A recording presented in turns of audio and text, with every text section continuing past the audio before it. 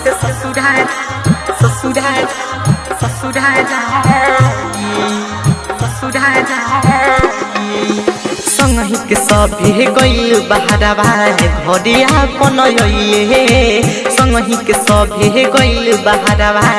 घरिया पनयइले छेका के बेरिया कह के ना अइले सदियों के दिन निय रहिले कौन तिलकवा चढ़ाई कौन सत्य ससुरा जाई कौन तिलकवा चढ़ाई कौन सत्य ससुरा जाई संगहि के सभे गइल बहारवा घरिया पनयइले संगहि के सभे गइल बहारवा घरिया पनयइले छेका के बेरिया कह के ना अइले सदियों के दिन निय रहिले कौन तिलकवा चढ़ाई कौन सत्य ससुरा जाई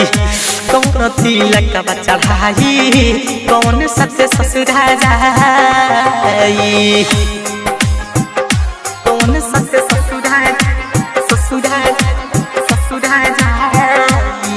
ससुराल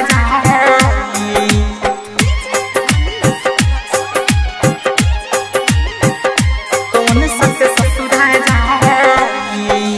भैया के रहो तेरे माई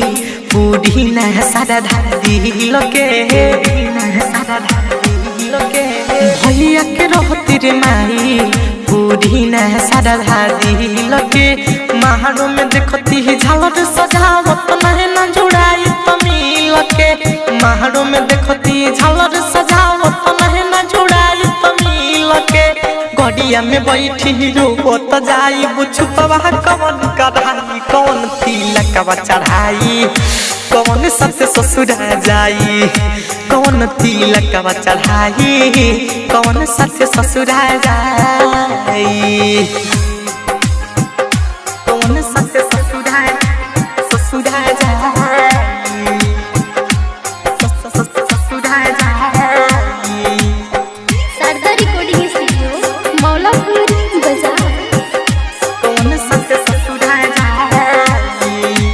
ससुरा जाई सहले न साइड में विदाई होई जब भोर के सहले न साइड में विदाई होई जब भोर के रही तोर राज दुल्ला चाहे के पड़ी नहीं हसना ताल तोड़ के